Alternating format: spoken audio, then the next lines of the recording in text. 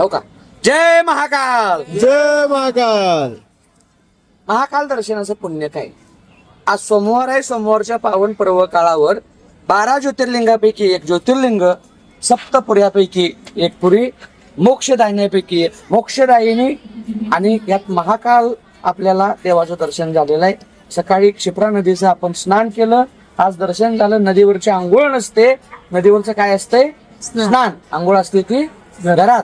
देवाचं दर्शन झालं. दर्शन कोणाकोणाचं झालं? हात वर करा बरं. कोणाकोणाला वाटलं? हात वर करा. दर्शन घेऊस तर त्या मंडपातनं बाहेर पडूस तर मनातलं पाप कोणाकोणाच्या गेलं? हात वर करा. लवकर करा, वेळ कमी आपल्याकडं.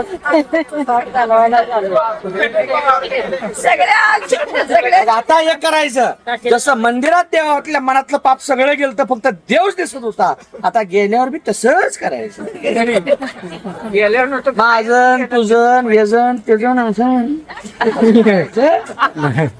असं करायचं नाही. प्रसन्न वाटलं की नाही? बरं वाटलं की नाही? 3 दिवस झालं घरातनं बाहेर पडलाय, बरोबर आहे ना? कुणाचा फोन येते, काय काय दर्शन झालं, 5 तास लागलं, जेवणा खाण्याचं अन्न बी नाही, पाणी बी नाही. कुणाचं नुकसान झालं का? मिळलं नाही म्हणजे काय बिघडलं का? नाही. उलट ऐका, पूर्वी ह्या देवांना इथं बसवण्यासाठी ऋषी मुनींनी 12,000 वर्ष अशी तपश्चर्या केलेली अशी. माझ्याकडे बघा, ओम नमो भगवती वासुदेव. 12 वर्ष हलायचं नाही, पाणी नाही, भूक नाही, ताण नाही, झोप नाही. आता मी उभा राहिलो, एवढं तर उभा राहून दाखवा घरी गेल्यावर. ते उशाभर काय करून हा नाही, बरोबर आहे का चूक आहे? म्हणून तपश्चर्या घडली पाहिजे, बरोबर आहे. आता आबा तुम्ही बैल पळवत होता, पळवायचं असल्यावर त्याला वैरण बरडा घालत होता का? बरोबर आहे. पळवून आल्यावर घालायचं. पळवायच्या आदल्या दिवशी. आज आपण तुमचं समजायचं, काल शर्तीची बैल होती सगळी, राऊंड झाला, संध्याकाळी दणकून खाऊन दणकून झोपला सगळी, आहे की नाही? ऐका आता, उपवास का म्हणजे काय? उप म्हणजे सान्निध्य, वास म्हणजे राहणे, जवळ राहणे, देवाच्या जवळ राहणे. उपवास व्रत माणसं का करतात? देवाची कृपा व्हावी, देवाची जवळीकता प्राप्त व्हावी. किती चांगलं मस्त पैकी आहे बघा. काल ज्यानं बिस्किट सुद्धा खाल्लं नाही त्याला माझा डबल धन्यवाद. काय खाल्लं की नाही? खाल्लं नाही त्याला, खाल्लंय त्याला बुगाड उपाय घडला ना. ऐका, कारण न खाताचं दर्शन देवात झालेलं आहे. आयशा भाग्या जो चुकला तो का म्हणे वाया गेला. हे भाग्य परत मिळत नाही, बरोबर आहे की नाही? म्हणून मी सुरुवातीला येताना सांगितलं होतं, परमार्थामध्ये व्यवस्थेला किंमत जास्त द्यायची नाही, अवस्थेला द्यायची. पंढरपूरची वारी चालत कोणी केल्या काय? केल्या का? हा ऐका, पंढरपूरची वारी ज्यानं चालत केल्या त्या माणसाला काही सांगायला लागत नाही, बरोबर. ऊन, वारा, पाऊस, थंडी या सगळ्याशी सामना कसा द्यायचा आहे? कारण रात्रभर असं उभारून काढायला लागतं पावलीच्या वारीत. आता पावसाळ्यातच वारी सुरू होत्या, त्या माणसाला काही सांगायला लागत नाही, काही करायला लागत नाही. म्हणून ऐकून घ्या, जे घर आपण सुखासाठी बांधले, जे घर समाधानासाठी बांधले, सगळ्याला मुलं लेकरं बायका पोर आहे, खरं सांगा सुख मिळते का? तुम्हाला देवाची शपथ आहे, खरं सांगा. बायसनी शेजारची शपथ आहे, खरं सांगा. पण आता 2 दिवस चांगलं वाटलं नाही का? खरं सांगा प्रामाणिकपणे, एवढं समाधान कुठे मिळलं? हे मागून मिळत नाही. मी काल परवा सांगितलं तुम्हाला, काशी म्हणून मिळलं तर काशीला येत नाही. तुम्ही जिवंतपणे काशी केली, हीच काशी झाली, दुसरी काशी काय करायची? बरोबर आहे का चूक आहे? तर आता महाकाल देवाचं महत्व काय आहे बघा. 12 ज्योतिर्लिंगापैकी एक ज्योतिर्लिंग आपल्या सगळ्याला मारायचं जो काम करतो, कोण कितीही मोठा असू दे, मरणाच्या बाबतीत वशिलेबाजी चालत नाही. आएगा सो जाएगा राजा रंक फकीर, कितने सिंहासन चढ बैठे, कितने ने पहिने जंजीर. आजा मेला पंजा मेला बाप मसना गेला, देखत देखत नातू पंतू तोही तैसा झाला. क्षणाक्षणो जाय मरणाप्रती. शरीर आपलं एका क्षणाक्षणाला मरणाकडे चालले, आपण एका क्षणाक्षणाला म्हातारा होत चाललोय. रोज आरसा बघतोय, त्यामुळे आपल्याला कळत नाही, बरोबर आहे की नाही? आता आपण कुठे पोहोचलोय? उज्जैनला, बरोबर आहे. आता आपण भैरवनाथाला जाणार आहे. भैरवनाथाला गाडी पोचली का काय म्हणणार आहे? उतरा खाली. काय झालं? भैरवनाथ आलं. भैरवनाथ आलं का आपण गेलो? आपण गेलो. इथपर्यंत वाटचाल आता करून आतापर्यंत 850 किलोमीटर आपण आलो का महाकाल तिथं आला? आपण आलो. तसं म्हणायचं असतंय मरण आलं. मरण कुणासाठी येत नाही, मरण त्याच्या त्याच्या जागेवर बसलेलं आहे. आपण जेवढं वय आहे तेवढी वाटचाल करून मरणाच्या दारापर्यंत पोहोचत असतोय. पण म्हणताना उलट म्हणतोय मरण आलं, पायात चप्पल घाल. पाय चप्पल घालायचं का पायात चप्पल घालायची? पायात चप्पल घालेल तर चाला येईल का? बरोबर आहे का? ऐका ऐका, बरोबर आहे का नाही? डोक्यात टोपी घाल. टोपीत डोकं घालायचं का डोक्यात टोपी? बोलताना आपण उलट बोलतोय. ऐका, बरोबर आहे ना? जे सगळ्याला मारायचं ज्याचं काम आहे ती देवता म्हणजे ब्रह्म विष्णू आपण महेश म्हणतो ते महेश आहे. महेश म्हणजे कोण आहे? भगवान शंकर. त्यांचे पार्षद आहे, त्यांचे दूत आहे. त्याला म्हणतात काल आणि त्याला मराठीत म्हणतात काळ. काळा पुढं कुणाचे काय चालत नाही. काळाची ही उडी ऐकताय ना का? बंद करू. काळाची ही उडी पडेल बा जेव्हा, सोडविना तेव्हा माय बाप. पुढं काय? सोडविना राजा देशीचा चौधरी. आणि पुढं म्हणा की तेवढं तर पाठ आहे तेवढं तर. आणि कसोय रे बोलो बोले. कारण ज्यावेळी मरण येणार आहे, अंती राहिली नाती गोतीन संगे कोणी येईना. मरण येतेच. आणि ती मरण कसं येते माहिती आहे का आपल्याला? तुम्ही प्रत्यक्ष किंवा टीव्हीवर एखादा आरोपी पोलीस नेताना बघितले का? अट्टल आरोपी गुंड असतो, त्याला बेड्या घातलेल्या असते, त्या पुन्हा चावड तिड्या घालून चांगलं स्वाल बांधलं जाते. इकडे 4 पोलीस, इकडे 4 पोलीस, काळी पिशवी तोंडाला घातली जात्या, रट्ट्यात देत नाही ती. बरोबर आहे? ती बी नाही कळलं. नाही ऐक, पिसाळलेल्या कुत्र्याला कसं मारते ती? पिसाळलेल्या कुत्र्याला मारत नाही ती, झोडपते. मारणं वेगळं, तोडणं वेगळं आणि झोडणं वेगळं. मारिती तोडीती झोडीती यमाचे किंकर निष्ठुरते बहुसाल. मारणं म्हणजे 1-2 दणका देणं, तोडणं म्हणजे हातपाय तोडणं, झोडणं म्हणजे काय? काट्या फिरवून घालायचे. कुठं बशील आणि काय बशील हे काय बघायचंच नाही. तसे यमदूत आपल्याला अंतकाळी मरणाच्या वेळेस यम फास टाकतो. काय करतो? फास टाकतो. यमानं फास टाकला का त्याला आगामी अवस्था म्हणतात. त्या आगामी अवस्थेमध्ये डोळे थोडेसे उघडलेले, डोळ्यातनं थोडं थोडं पाणी येते, तोंड उघडलेलं ते नुसतं डोळं फिरवते. त्यावेळी नातलगांचा आग्रह आहे, एकदा तर बोला, एकदा तर बघा. त्याला बघता येत नाही, त्याला बोलता येत नाही, कारण जीव जायचा प्रयत्न करतो आणि शरीर त्याला खट्ट धरून ठेवतो.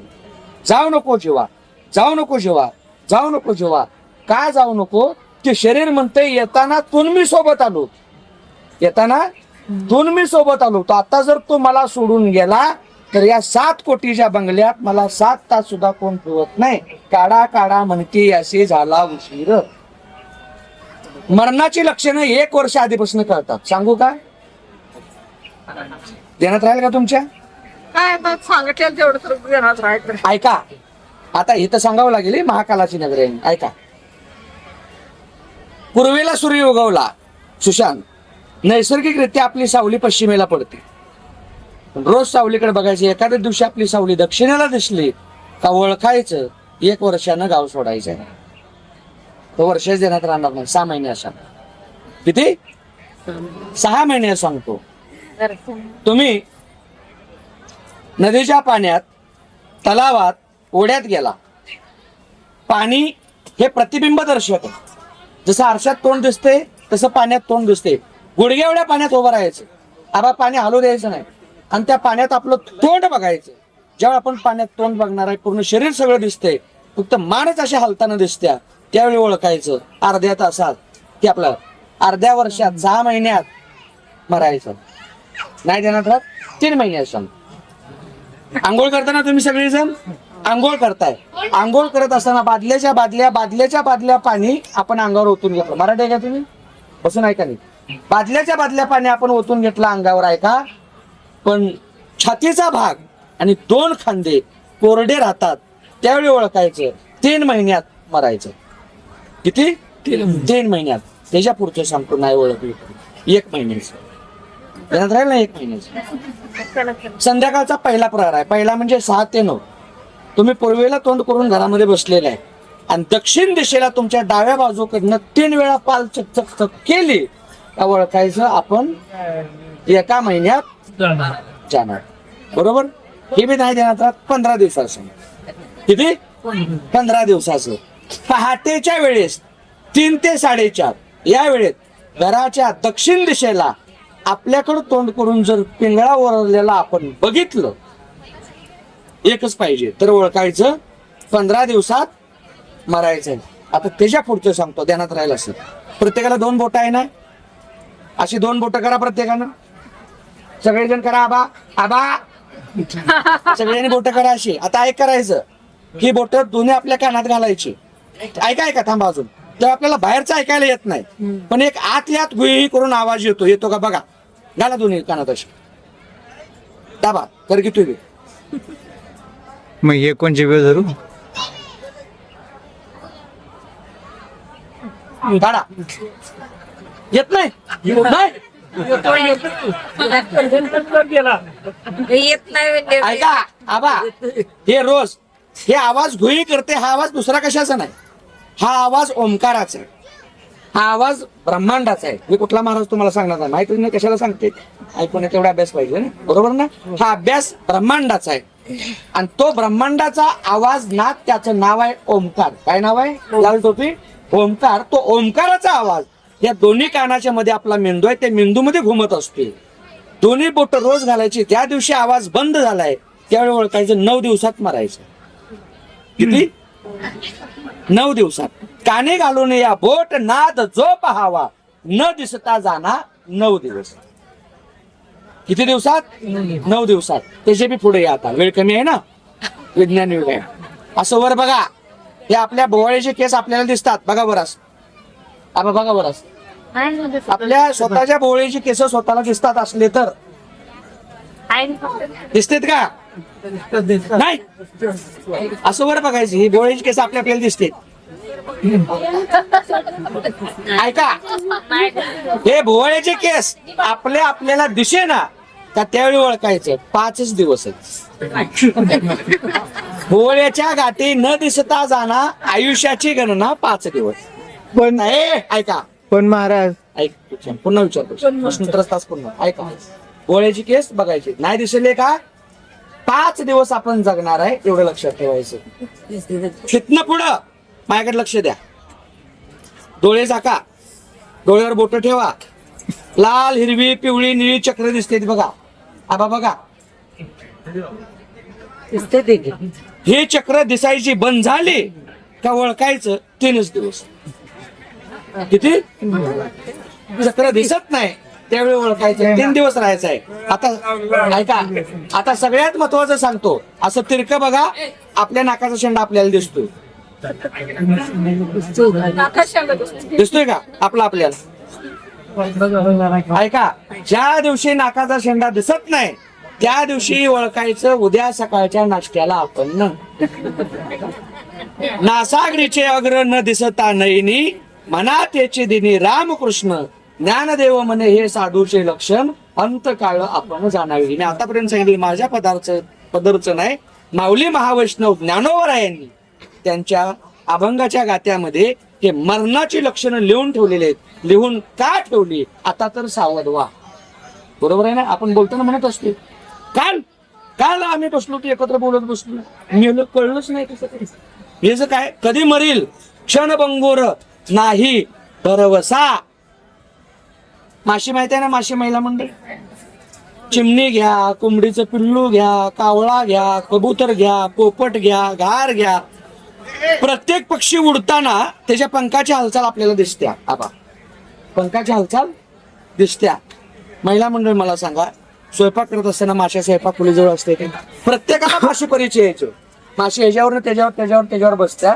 माशीच्या पंखाची हालचाल तुम्हाला दिसल्या का? दिसल्या का? मग सगळ्यात जलद पंख हलवणारी ही माशी आहे.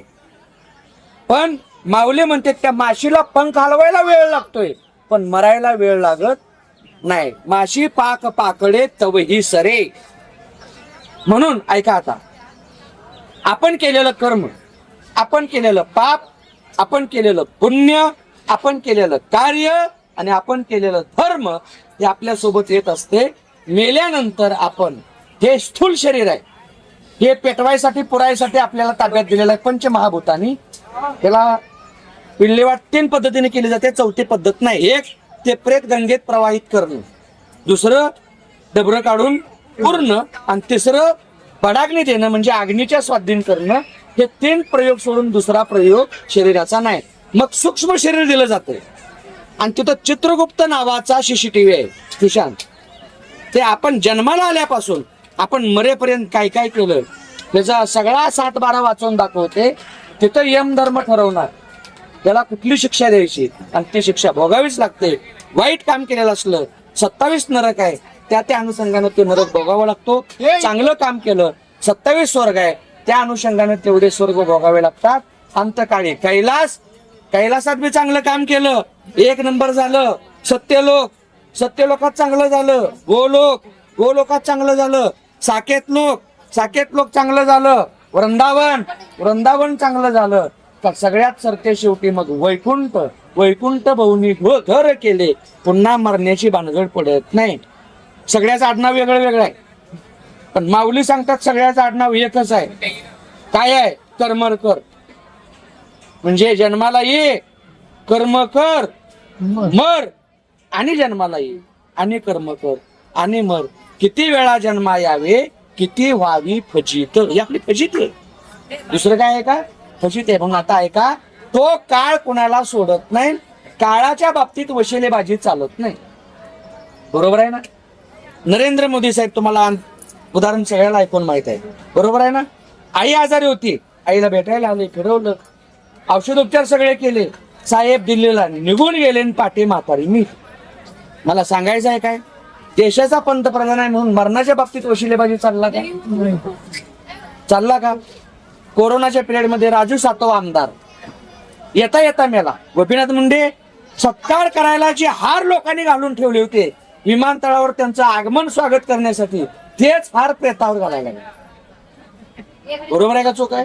पण मरणाच्या बाबतीत वशिला चालत नाही. तो काळ त्यानुसार शिक्षा देणारच आहे. काळ कुणाला सोडत नाही. त्याच्यापाशी वशील, जिथं वशिला चालत नाही त्याला कोणाचं घेणं देणं नसते, बरं का ना?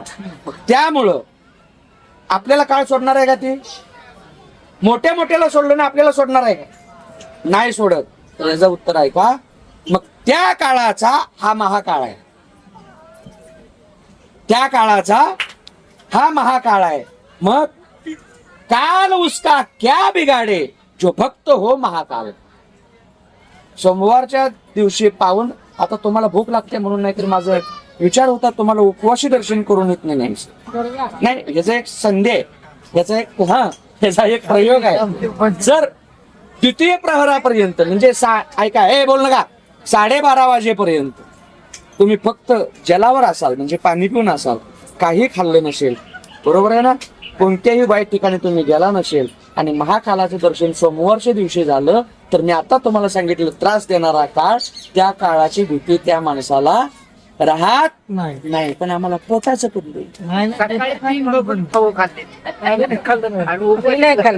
ऐका ना, पुन्हा आंघोळ केली ना म्हणून तर पवा आधी दिलं. ऐका, तर मी काय सांगतो, तो काळ कोणाला सोडत नाही. मग तो ऐका, तो प्रेतात्मा कोणाचा बी असू द्या, ती रात्रंदिवस त्या काळाला विनंती करते, मला यातनं वाचवा, मला नरकातनं बाहेर काढा, मला सोडवा, मला अमुक करा, मला तमुक करा. त्यांना कुठेही जागा मिळत नाही. त्यांना रस्त्याच्या कडेला, वडा, ओघळ, स्मशान अशा ठिकाणी राहावं लागते. त्याला आपण म्हणतो भूत, प्रेत, पिशाच. बरोबर आहे ना? बरोबर आहे का चूक आहे? मग त्यांना कुठेही सद्गती जागा मिळत नाही. मग अशी अवस्था कोणाला प्राप्त होऊ नये म्हणून, कारण ते आपल्या हातात नाही, म्हणून महाकालेश्वरच्या दर्शनाचा हा सगळ्यात मोठा फायदा काय आहे. आणि आता आपण भैरवनाथच दर्शन घ्यायला जाणार आहे. कुणाचं? भैरवनाथ म्हणजे काळ भैरव. आपण काशीत बी जाणार आहे. तो एक 11 रुद्रापैकी एक रुद्र आहे. तोच काळ भैरव. आपण सगळे कुळ कुटुंबात राहणार आहे. प्रत्येकाच्या कुळाला एक कुळ आहे, आणि ज्याच्या कुळाला कुळ नाही त्याला कोण माणसं जम्या धरत नाही. आणि त्या प्रत्येकाच्या कुळाला एक कुळस्वामी आहे, त्या प्रत्येकाच्या कुळाला एक कुळस्वामी. कुळदेवी आहे ना, कुळदेव आहे ना, कुळस्वामी आहे ना प्रत्येकाला, नाही कोणाला इथे बसले आहे ना. मग तो काळ भैरव, तो भैरवनाथ हाच सिद्धनाथ, भोजलिंग, रेवणसिद्ध, खंडोबा या रूपानं प्रत्येकाचा कुळ स्वामी म्हणून ते प्रत्येकाच्या कुळाचं रक्षण करायला आहे. आणि त्या सगळ्याचं अधिष्ठान, मुख्य स्थान त्या काळ भैरवाचं. आता आपण जिथं जाणार आहे भैरवनाथाचं दर्शन घ्यायला, आता सगळ्यांनी तिथं आपण जर महाप्रसाद चालू असेल म्हणजे ती जेवण करायचं टेन्शन नाही. आबा गर्दी जर कमी असेल तर इथं महाप्रसाद घ्या, गाडीत बसून मग तिकडं काळ भैरवनाथाचं दर्शन घेऊ. आणि जे जेवायचे राहिले त्यांना आपण त्यांच्यापुरतं काहीतरी करून खावा म्हणून सांगू का, काय अडचण आहे? गाडीवर जाऊन जेवण केलं पाहिजे असं काय नाही. नाही. काय दंडबिंड काय आहे? नाही. काय अडचण कुणाची आहे? राजकीय सांगा मला. काय नाही. बरोबर आहे ना? नाही का? एकदा हात वर करून सगळ्यांनी जय महाकाल, जय महाकाल.